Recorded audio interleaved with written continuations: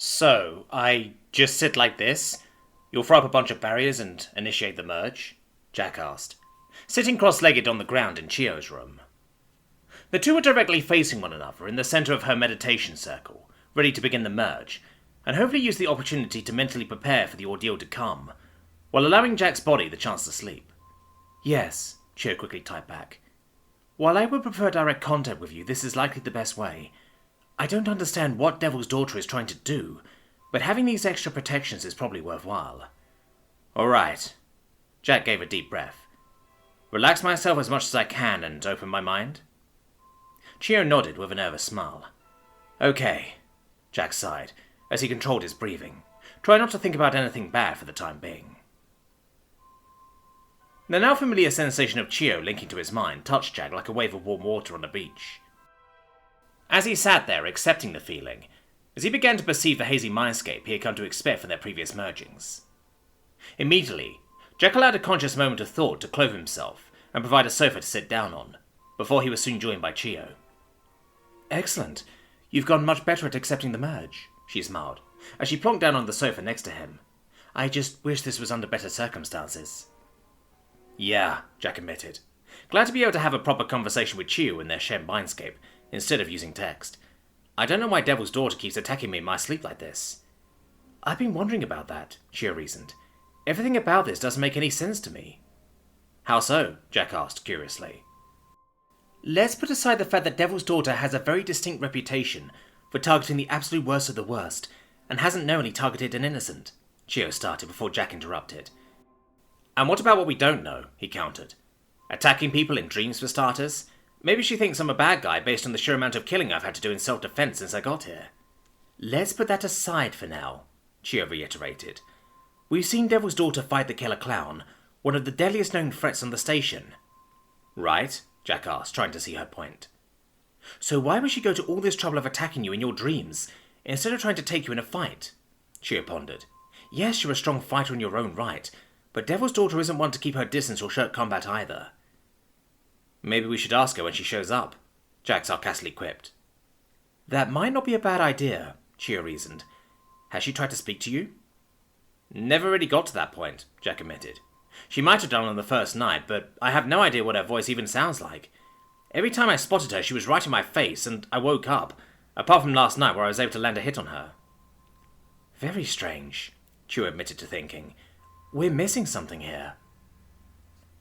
The two of them sat down to talk and discuss the plan for tomorrow. Sevi had organised a meeting with her friend of a friend a few hours after school, allowing plenty of time for the deathball game and for them to prepare, before attempting a backtrace onto Baku's cyberware. Once that was done, they'd have a location, and once they had a location they could finally strike back at the hacker behind Baku. At least that was the plan. Sounds like we're in for a hell of a night either way, Jack sighed, leaning back on the imaginary sofa. We should do something to pass the time. I agree, Chio replied with a sly smile, moving closer to Jack, eyes expectant. The mindscape shimmered suddenly, and Jack and Chio jumped up in anticipation. Here she comes, Chio warned. Try to keep the dream stable if you can. Easier said than done, Jack grunted, as with a conscious thought his axe was in his hands and his gun was at his hip. Stay close. But before Chio could acknowledge Jack's instruction, the mindscape warped and twisted, and a moment later Jack jerked upright, awake. Only he wasn't in his room. Bright white walls surrounded him, reflecting the warm sunlight coming out of a solitary window. A subtle beeping could be heard on his right, and Jack sat up to take a look, eyes widening as he recognized a heartbeat monitor, common in any hospital. Shuffling around and getting up, he recoiled in panic as he felt a slight resistance, looking down and seeing a bunch of chews poking out of his arm. Before even stopping to think, Jack yanked them out, stumbling onto the floor and pushing himself back up. He felt weak, like he hadn't moved in a long time. Oh my god! A familiar voice called from ahead, and the sound of a door smacking open could be heard as they ran towards him, holding him in a tight embrace as she helped him to his feet. Jack, you're awake? Mum? Jack asked. What's going on?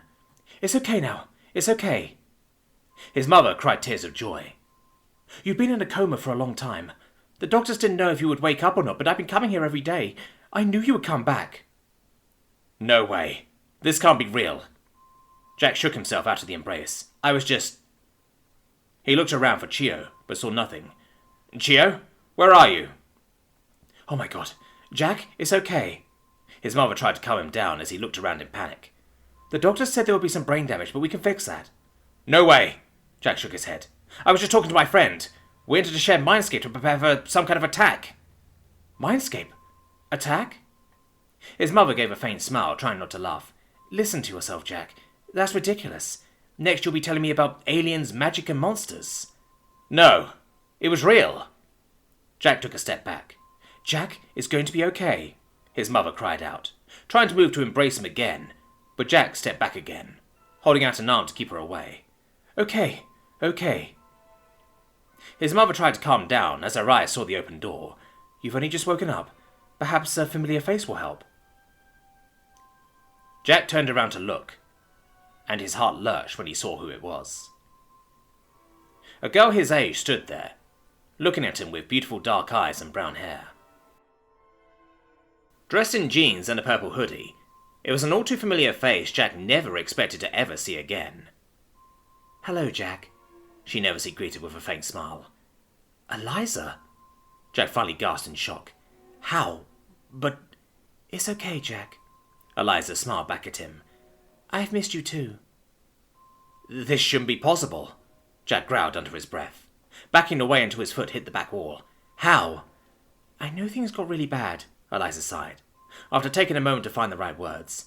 The bullying wouldn't stop, and I just couldn't take it anymore. Eliza, Jack hoarsely managed to reply, as he now took a step forward.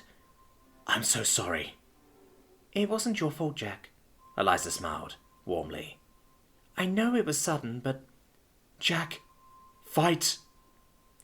When I moved to another school, I knew I should have stayed in contact with you, Eliza cried, and took a step towards Jack.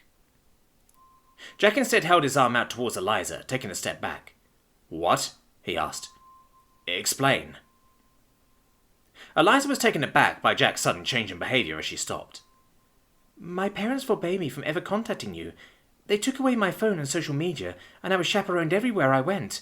I managed to escape and made it out. Jack's perspective shifted as his dominator reappeared in his outstretched hand, his mind no longer believing the deception. Eliza is dead! He yelled in rage at the imposter. Who are you? Eliza stopped, giving up her lies as she gave a low chuckle, which quickly turned into a cruel cackle as the form of his mother disappeared, and the hospital room walked into nothingness. She was suddenly forced back, pinned against an invisible wall, writhing in pain with an expression of utter malice and hate, before it turned into a maddening laughter as she stared at Jack. Show us your true form, coward, Chio snarled, as Eliza's skin flaked away to reveal a Stygian red. You know, I was told by too many people you were one of the good guys, Jack snarled, as he looked at Devil's daughter. Should have known that was all a load of bull. This form is not your true one, Chio continued, staring at the writhing Devil's daughter. I told you to show us your true form. The form shimmered again. The face of Devil's daughter changed into something ugly, marked with vicious scars and burns, with several chunks of their body missing altogether. The one who hates sends their regards, the Stygian woman mocked, barely giving Chio a glimpse before giving Jack her full attention. Come find me, human, she mocked, and prepare to accept your fate. The figure pulsed, and with a flow of red magical energy disappeared. The dark sensations around completely subsided, and just like that, Jack and Chio were alone again. What the hell just happened? Jack asked Chio as he sat down, thumping on an incorporeal floor. She tried to take over your mind, I think. Chio sat down on the ground next to him. I think these last few nights were her trying to weaken you using your own negative experiences to drain you mentally. She didn't know I'd be here. And she didn't know about... Jack began, thinking of Eliza until he just couldn't continue. No. Whatever she tried to do, you completely threw her off. I don't think she'll be able to target you like that again. Unless she comes to me the old-fashioned way, Jack sighed. I guess deep down I knew I was going to have to fight Devil's daughter at some point. If that was definitely her, Chio reasoned, and Jack nodded, conceding the point, as the sofa reappeared underneath them, It's hard to believe she would do this, but if not her, who? They stayed like that for a few more moments, thinking about what just happened. The one who hates, Jack then spoke. What does that refer to? I doubt it's good. I'm unsure, she admitted. Affiliated in some way, most likely. We're still missing pieces of the puzzle, but we know more than we did. Yeah, Jack sighed, before changing the subject. How much have you seen? Of my dreams, I mean. Only when I detected something wrong, Chio admitted. That night where you dreamed of your arrival, I sensed so many negative emotions from you, I saw it all from the moment you first got up. As for here, I saw enough. I'm so sorry. I didn't know. It's all right, Jack sighed. I told Alora that Eliza had gone to a different school when she asked me about something. I'm guessing it was that memory the intruder preyed upon, not knowing it was a lie. Eliza took her own life, and I saw it happen. Jack stopped as he fought to control the tears that he knew would come, turning away from Chio as the Ilithi moved closer to him, putting her arms around him and just staying that way until Jack calmed himself down. I wish I had the right words. Just know that I care. We all do. Jack smiled sadly and nodded, embracing Chio as he looked over her shoulder to look at the faint forms of Eliza staring silently back at him. A hooded figure of light behind her, with both hands on her shoulders. I know. I can't keep doing this to myself. If I keep reliving that memory, if I keep holding on to the past, I'm only going to lose myself to pain and suffering. I don't know if she will ever forgive me, or if I can even forgive myself. But I have to let it go, and I have to move on. The form of Eliza smiled as both faded away, the hooded figure giving one slow nod of approval as it disappeared into bright dust. Goodbye, Eliza, Jack thought to himself as he let go of the past. Do you have any more movies in your subconscious we could watch? Chio asked after some time had passed, trying to change the mood. We have about an hour or two before we need to wake. Thank you, Chio, Jack smiled, embracing her tighter, moving his head down to look at her as she looked back up at him with silvery blue eyes. They stayed like that for several moments, gazing into each other's eyes, unsure of what to do, before both gave in to their passion. Chio used her power to pull Jack towards her for a kiss, as he put his arms around her waist, hoisting her up to sit on his lap. You have no idea how long I've wanted this, Chio managed to get out, as she wrapped her arms around his neck, Jack barely having the wits to put a supporting arm around her back, as the Ilithi hungrily explored with her tongue. Jack didn't want to be completely passive, however, as his other hand cupped Chio's ass, putting her closer to him, as his tongue met hers halfway. Suddenly, without any warning, Jack's perspective shifted as he found himself back in the lotus position in Chio's room, as a loud pulse roared through the house. He looked ahead to see Chio, who had turned a completely dark shade of blue as she shuddered, and another pulse shook the house again. In a panic, Jack got up and quickly moved to her, stopping in confusion as he laid her down. He was pretty sure that wasn't an expression of pain. Another pulse rang throughout the house, less powerful than before, but still enough for a few of the books to fall off the shelves. The house shuddered twice more, before the tremors lessened in intensity. Chio looking up at Jack with a mortified expression. Chio? What the hell was that? He heard Nikki yell from her room. Nothing, Chio replied unconvincingly. That didn't sound like nothing. You okay down there? Sephi called down. It's fine. Go back to sleep, Chio replied. Chio? Jack asked. And almost instinctively, Chio reached for her comlink to start typing an excuse, before Jack stopped her with a wide smile. I could understand what you were saying. And so that is the initial beginning of the Concourse of Dragons, the initial alliance of draconic species that united to combat the Twilight Court, that would one day transcend into what we now know as the Red Legion. Mr. Sparrow grinned, and aggressively drew some diagrams and wrote some names on the board. While in theory all types of dragons had an equal say, this naturally changed over several centuries, until the Red Dragons, who in general are considered to be the most powerful, asserted dominance under the total command of Halverstar, the Red Death. Now, the Twilight Court still survives to this day, but... They were interrupted by the bell. Damn it! Jack was really into history class, and by the sounds of it, most others were as well.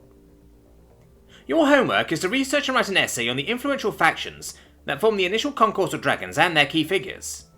Mr. Sparrow chuckled, as he heard even more groans at that. What? I've got to give you kids homework sometime. Jack, see me after class. Jack and the rest of the group hung back as their fellow students left, with Mr. Sparrow quickly ushering them forward. My contacts in the Green Wardens tell me you visited the Oracle and you had an interesting time. Mr. Sparrow sighed, pulling out a glass and pouring himself a drink from a hip flask. If I had known even half of what my sources tell me is true, I never would have sent you on that path. Unfortunately, I have nothing else for you so far despite my best efforts. I'll be perusing my library this weekend, and I put feelers out with my former Starseeker colleagues to see if any case like yours has ever happened before. Also, the Oracle is an old acquaintance of mine, so I shall visit them soon, and find out why the Sentinels have been so unforthcoming with me and offer any assistance I can. I'll let you know if I have any updates, but be careful. There are powerful forces at play that young men and women of your age should never have to deal with. We understand, Mr. Sparrow, Allura politely replied. We are grateful for whatever assistance you are willing to provide. Just stay safe, the history teacher smiled, and good luck with the game. More missing students? Allura questioned after the group left homeroom. Mrs. Schlart didn't have many more announcements that evening, save the same one that had been repeated over the last few days. Yeah, Nika sighed. Saw a bunch of missing posters around, and even though some have been found with no memory, others have been missing for a while. Not our problem, though, Sephi pointed out. Even if it was, where would we even start? Sephi's right, Chio concurred, thankful she no longer needed to text Jack. The faculty will handle it eventually, but we should act if we see anything. Would have thought the cameras would have picked something up, Jack reasoned. Whatever's happening is probably in a blind spot. Let's not worry about that now, Nika replied, as the group made it to the sports team changing rooms. See you two on the sidelines? We'll be there, though we'll try and get our homework done first, Chio nodded. Don't let Luvia win, Allura winked. Good luck. Jack, Nika and Sephi entered the changing rooms to find Val waiting for them. Alright, Jack, I've got your kit here. The Eladra tossed him a bag. Most of them are changing at the moment. I'm just waiting for Kisrith and Krill. Then we're briefing once we're all ready. Alright, Nika acknowledged, as all three headed towards different cubicles, Sephi having to be playfully waved away from Jack's cubicle by an exasperated Nika. Opening the bag of freshly ordered team kit, Jack had to admit that the facilities here were much nicer than the ones they used for normal sports classes. The tiles were unblemished and uncracked, the hooks on the walls for belongings were plentiful, and the bathroom facilities looked polished. Far cleaner than one could ever expect on your average school property. Though judging by the sounds Pluderoo was making several stalls away, Jack felt sorry for the poor sod that had to keep it that way. Damn, Plu, who are you trying to murder? He heard Critch call out from the stall next to him, to raucous laughter from the rest of the team. Screw you! Pluderoo called from his stall. My people evolved to defecate on a weekly or monthly basis with little warning, trawling deep ocean floors. I either do it here or mid-game. You should have done it at the goalposts. The smell will keep the enemy team away, Kisrith added with a chuckle, as he entered the changing rooms. Don't take too long, we still need to go over the field of play, Val interrupted, and Jack immediately stopped dawdling and focused on his uniform, which reminded him a lot of the lycra clothing many people wore to the gym, with built-in protective pads on the elbows, knees, and other vulnerable parts of the body. Slipping on the black and purple top with his surname, and what appeared to him as the number 10, Jack felt ridiculous, the stretchy skin-tight material sticking all over his body. Hurrying to put the socks and official footwear on, Jack was one of the first ones out and ready to go. You'll get used to the feel of it eventually. Arlox, the aquatic protector from his class, smiled as Jack joined him on the bench as they waited for the others. It's not the best and it doesn't really count as armor, but it's good for regulating body heat and tracking you. Plus it makes it harder for opponents or spectators to grab you, though that fur on your head may be a vulnerability. I don't think our newbie has to worry about that. Not after all the ass he's been kicking so far, including ours, Bentham chuckled as she exited the showers, doing a few stretches as she joined them. The armadillo-like Xeno having less clothing than the two boys, but Jack reasoned that was likely due to her natural protective hide. Carson joined them soon after her sister did, quickly followed by the others, with Pluderoo being the last one, the Plouf still tugging awkwardly on his patchwork uniform. Alright, now we're all here. Val called everyone to a team huddle and brought out the map. Here's the plan. The field of play is the entirety of floor 38 of this building, which includes the cafeteria. Spectators are at the edge of the out-of-bounds area, so that shouldn't be a problem. Play begins in the cafeteria with the first ball. The other 2 balls will be released by the referees 10 minutes into the game or until the first goal is scored. Goals are located in these 2 corners. Val then indicated spaces on the edge of the map, where the outer perimeter corridors met. So there are many places they can come from, but also multiple places we can intercept and attack. This will be trickier when all 3 balls are in play, but as long as we all communicate and work together, we can get through this. Krill and Arlox, stay close to Plu and be on defense. Coordinate with Critch and Sephi, who will need to slice into the system and find paths for us. Myself, Karzan and Benton will be in the initial scrum in the cafeteria with our chasers. Val stopped to give Jack a grin. As soon as the sirens blare, Jack, I want you to be the first person on that ball, and give our opponents a taste of our secret weapon when they try to get you. Don't try and make a run for it, instead try and pass the ball to Nika and Kizarith, so both of them can work together and make a break for it, while the rest of us stall whoever they've got there. Once the scrum ends, chase after wherever the ball has ended up and get us that first goal. After that, we'll improvise. Score goals if you can, and if it's quick and easy for you to do so, but don't be afraid to fall back and intercept one of the other balls. Right, Jack sighed, nervous with anticipation as they heard a klaxon sound, signifying that it was time for both teams to get ready. Alright, let's go. Val cheerfully hyped up the team, leading the way as they exited their changing area, to the cheers of spectators from all around. They were silent as they made their way to the central cafeteria. Not only did they not want to leak their plan to the spectators, but because there was nothing else to say. The plan was basic, but that made it adaptable, and adaptability was vital in the face of their opponent. Both teams grouped up at the centre, kept apart by the referee team, before being instructed to shake hands with all opponents. Jack did so, examining his opposition as they curiously examined him, before finally he got to the end. "Jack!" Luvia exclaimed, as soon as she saw him. "You're their new team member!" "Well, yeah," Jack grinned with a wink. "You invited me to watch your game, so I figured I'd get a close-up view." "We both know that's not true. You would have had to be registered." Luvia eyed him up and down, slyly, licking her lips. "I'll have to punish you for that." "Combatants, to your starting positions!" the head referee called. And Pluderu and the 2 protectors lightly jogged to the goal area, as something similar happened for their opponents. Sephi and Krish moved to their own positions outside of the room, as did Karzan and Bentom, moved to the side to cover 2 of the closer exits. Nika, Kizarith, Val and Jack kept as close to the centre as they were allowed to by the referees, as several members of the other team did the same, Luvia being one of them. The referee team scattered to cover the field of play, as the head referee brought out the ball and laid it perfectly in the middle of the room. "Combatants! Are you ready?" the referee yelled, louder than Jack thought possible from the small creature. He was answered by various shouts, nods and bashes from the players, though only the team captains were acknowledged. "Spectators, are you ready?" the referee yelled again, to massive cheers from the crowd above them, as the referee brought out a loudspeaker-like drone that he threw into the air above the ball, before quickly getting out of the way of the incoming carnage. Jack began to shake with anticipation, as the drone initiated the countdown. 3, 2, 1, beep! The game had begun.